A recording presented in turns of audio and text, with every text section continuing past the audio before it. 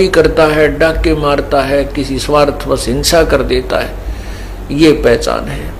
अब आप विचार कर सकते हो कि वर्तमान में कितने व्यक्तियों पर कुबद कांचड़ी चढ़गी। ऊपर से मनुष्य दिखते हैं लेकिन कर्म मनुष्य के रहे नहीं। उसके लिए सत्संग में आना आवश्यक है। सत्संग में आने से उस प्राणी को अपने कर्मों का ज्ञान होता है।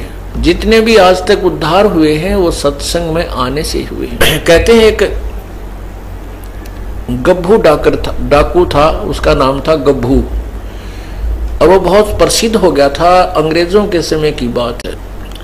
उसने एक दिन डाका डालना था रात्रि के समय, उसका फिक्स टाइम होता था और उस समय नहीं वो किसी की परवाह करता था, अपना वो काम कर ही देता था। तो उसने एक डाका डालने की स्कीम बनाई, अल्टीमेटम दे रखा था कि इस दिन मैं डाका डालूंगा अंबाला में। उसके लिए पुलिस भी बहुत अलर्ट थी और वो गब्भू डाकू का नाम बहुत ज्यादा था और सभी उससे घबराते थे। अब उसका रात को उसने 1 बजे डाका डालना था। उससे पहले उसने समय व्यतीत करने के लिए देखा कि कुछ लोग एकत्रित हुए बैठे हैं। उन्हीं में जाकर बैठ गया। वहां एक संत वचन कर रहा था, प्रवचन दे रहा था, उन्हीं में बैठ गया वो। और उस संत ने परमात्मा की महिमा का गुणगान किया, अच्छे और बुरे कर्मों का निर्णय दिया। उस डाकू को वह बात समझ में आ गई कि भी जो ये पाप मैं इकट्ठा कर रहा हूं, ये धन तो यही रह जाएगा और फिर मृत्यु के उपरांत जो पाप इकट्ठे किए हैं वो साथ चले जाएंगे। उसके बाद कुत्ता बनेगा, उसके कीड़े पड़ेंगे, खाज लगेगी, टांग टूटेगी, गर्मी में पड़ा रहेगा, सर्दी में रहेगा, गधा बनेगा, कोई दवाई औषधि को पूछने वाला नहीं होगा और जितने भी पाप कमाएगा प्राणी के साथ जाए। मनुष्य जीवन रहते उसका समाधान किया जा सकता है। संतों के पास जाकर अपना कल्याण करवाए और प्रायश्चित करे और पाप के पैसे को दान पुण्य करके अपना पीछा छुड़वाए। अब वो बात उस गब्बू डाकू के पक्की हृदय में बैठी, क्योंकि पुण्यात्मा अज्ञानवश ही बुरे कर्म करने लग जाती हैं और जिस दिन उनको ज्ञान होता है वो सूरवीर होते हैं, उसी दिन त्याग देते हैं सब बुराइयों को और वही परमात्मा को पाया करते हैं। जिन पे एक बीड़ी ना छूटती हो वो कितके के लिए तोड़ेगा बता। जिस पे एक बीड़ी नहीं छूटती वही नहीं, तो वो परमात्मा के नाम में जो बाधक है तो वो किसकी भक्ति करेगा। वो तो कमजोर आदमी है, वो पार हो ही नहीं सकता, उसने अपने विकार त्यागने होंगे। तो ये होते सूरवीरों के काम। जब ज्ञान समझ में आ जाता तुरंत त्याग देते हैं और अपनी सत कमाई करने लग जाते। तो सत्संग जब वचन हो लिए तो साधु उसके बाद समझ में आ गई डाकू के।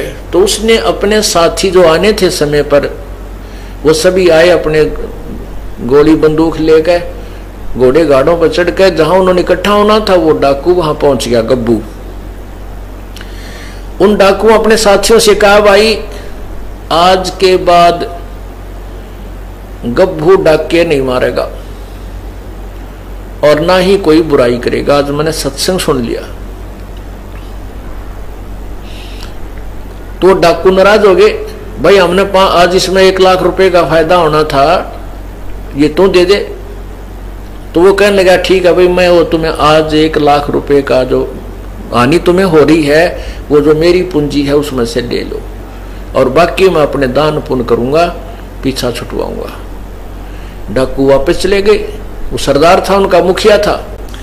तो उसने सोचा चल उस साधु के पास जाता हूं जो सत्संग कर रहा था, एक धर्मशाला में रुका हुआ था। वो गब्बू डाकू उस संत के पास गया और वहां कुआड़ खुड़खुड़ाया। रात को ही संत को जगाया, कहा, प्रभु जी मैंने आपका सत्संग सुना है, मैं आपके चरणों में उपदेश लेना चाहता हूं। संत ने पूछा, भाई कौन है? इसी रात ने के इमरजेंसी होगी तेरी, दिन में भी ले सका था नाम, तो सुबह भी आ सकता था, रात ना आने का क्या मतलब हुआ तेरा, तू कहानी बता। तो वो कहने लगा, महाराज जी मैं एक बहुत भयंकर डाकू हूं, मेरा नाम गब्बू है। मैंने रात में आपका सत्संग सुना और आपके सत्संग सुनकर मैं अपनी दिशा बदलना चाहता हूं। अब गब्बू नाम सुनते उस संत के भी पिंडी कांपन लागी। वो कड़ा गया कसाई सुबह सुबह यो मनमाने तेरी दाड़ा लेना आया वो तेरा ही, तो वो भी डर गया। संत बोला भाई एक काम करे बेटा, नाम तो खत तुझे उपदेश तो दे दूंगा, पर भाई तू थाने में जाकर समर्पण कर दे। कहते यहाँ पर पुलिस वाले मेरी भी घीस बांध दे रहे और यहाँ आ जाए मुझे भी तंग करें बेटा। अब साधु की बात का उसके भी असर हो गया, चल ठीक है थाने में चला जाता हूँ।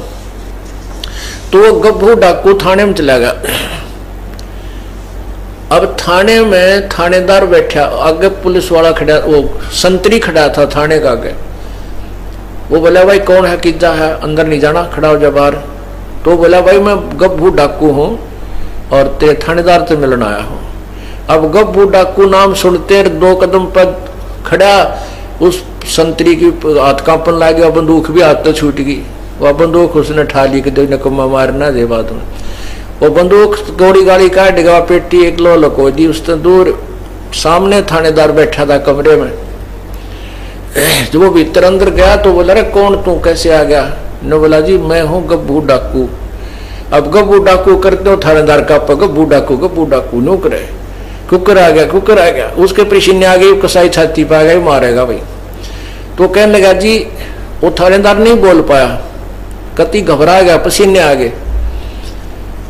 उसने सोचा भी वो कुर्सी पर उठाकर उस थानेदार के उस ऑफिस से कुर्सी पकड़कर बाहर आंगन में बैठ गया। अकी वो अपनी एकांत में सलाह मशुरा कर लेगा अपने बड़े अफसरां थे, मेरे से डरता भी कुछ नहीं कर पा रहा है।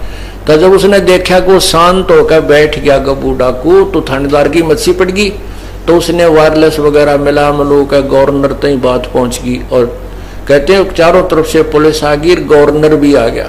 अब वो इतना बड़ा डाकू थाने में आया बैठा है और वो उसने साथ ये भी कह दिया कि भी मैं आज किसी ने मारन मुरन नहीं आया, मुझे अरेस्ट कर लो, मैं अरेस्ट होने आया हूं, अपने पापों का प्रायश्चित करने आया। तो ये सारी कहानी गवर्नर तक पहुंच गई 1 सेकंड में, मिनटों में। तो गवर्नर भी आ गया। अब सामने वो कुर्सी पे बैठा, गवर्नर खड़ा है। गवर्नर पूछ रहा है भाई कैसे, क्या बात है? गब्बू दूर से खड़ा खड़ा कह रहा है, तू क्या चाहता है? कहने लगा मेरी बात सुन लो, मैं क्या चाहता हूं। मैंने रात ने एक सत्संग सुन लिया एक महात्मा का, और मैं आया था डाके डालन। आज ये थारी फौज तो ना डरता मैं आया था डाका डालन। मैंने वो संत के विचार सुन लिए और मेरे हृदय में गलानी होगी अपने कुकर्मों से, और मैं उसका प्रायश्चित कराने के लिए संत के पास गया था। अब संत ने ये कहा भाई तू थाने में जाकर समर्पण कर दे, अपने पापों का प्रायश्चित कर ले ये भी। और तो मैं ये आया हूं कि मुझे अरेस्ट कर लो और कहता जहां भी तुमने फांसी तोड़ना तोड़ दो। वो गवर्नर बड़े बुद्धिमान हुआ करते थे। वो कहने लगे बेटा हम जेल में तो इसीलिए डालते हैं कि बुराई छोड़ दें, आगे पाप ना करें। और तूने पहले ही समर्पण कर दिया, तू आज हृदय में तेरा जगह नहीं रही इस पाप की, जाओ हम तुझे बरी करते हैं, हम तुझे नहीं मारेंगे, ना कैद में डालेंगे। अब गब्बू ने सोचा ये अच्छी बात बिगड़ी भाई, ये मैंने कैद में नहीं डालते, मेरे पाप कटे को नहीं। नो बोला तुम मेरी बात मान जाओ, मुझे सजा दे दो। ने बोला भाई नहीं हम सजा नहीं देते, आप जाओ। कितना देख लिया साधु हो गया, कभी भी किसी का नुकसान कर नहीं सकता। तो फिर संत के पास आया। संत ने सोचा ये फिर आ गया भाई, ये तो मेरा और काम झूठा जो है ना खराब करेगा। कहने का बेटा क्या बात हुई? थाने में नहीं गया। उसने सारी कहानी बता दी, महात्मा जी मैं थाने में गया था, गवर्नर तक आ गया उनका, और मैंने सारी बात कह दी कि मुझे अरेस्ट कर लो, मुझे सजा दे दो, चाहे मुझे सूली फांसी तोड़ दो तुम, मैं अपने पापों का प्रायश्चित कराना चाहता हूं। तो उन्होंने मुझे कह दिया बेटा जा तू, हम तुझे कोई सजा नहीं देंगे, तू तो सजा इसलिए देते हैं सुधर जाए, और तो वो सुधर गया, अब हम क्या सजा देंगे तुझे, तो वैसे संत बन गया।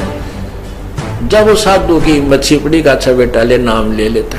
तो कहने का भाव ये है पुण्यात्माओं, सत्संग में आने से पुण्यात्माओं के शीघ्र जो ना अमल हो जाता है, प्रभाव पड़ जाता है। क्या बताते हैं सतगुरु के दरबार में जाइयो बारंबार, वो ये भूली वस्तु लखा देवे है सतगुरु दातार। सतगुरु पशु मानुष कर डारे और सिद्धि दे के ब्रह्म विचारे, यानी अपनी ताकत शक्ति से वो उस पशु को यानी मनुष्य के कर्म नहीं करता, जो डाके मारे, बुराई करे, शराब पीवे, उनको भी, उन पशु जैसे कर्म करने वालों को भी मनुष्य बना देता है और उसका कल्याण कर देता है। ऐसे सतगुरु के दरबार में कहते हैं निसंकोच और बार बार जाना चाहिए। सत